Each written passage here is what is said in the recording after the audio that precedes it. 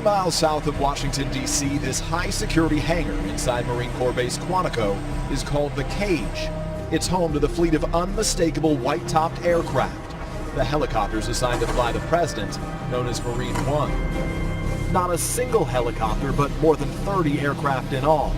This exclusive squadron is called HMX-1, a hand-picked team of more than 700 pilots, specialists, and mechanics, like 23-year-old Corporal Casey Kirkpatrick.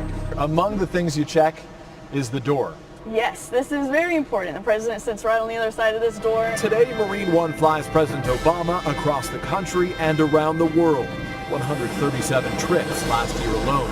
The best thing I do is to stand out there and salute him as the crew chief. That's the greatest honor for me. Selected by his peers and responsible for the entire helicopter. Every minute detail is closely inspected, checking the engines, polishing the exterior, manicuring the carpet inside. If necessary, the squadron even builds some of its own parts. The final touch, the presidential seal, often under the watchful eyes of Staff Sergeant Valjean Bauer. Everything has to be picture perfect. I look it over. Once everybody's done, I look over, make sure that it's the way I want it. And if not just anyone can fly the president, after 3 years of training, only 4 pilots make it to Marine One. Among this year's class, Major Nate Storm.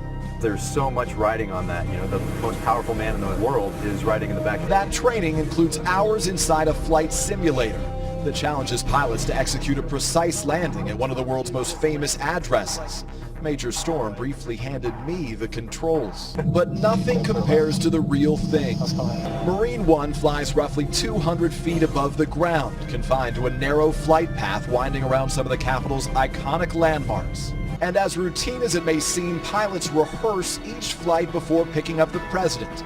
The biggest challenge? The final approach and landing.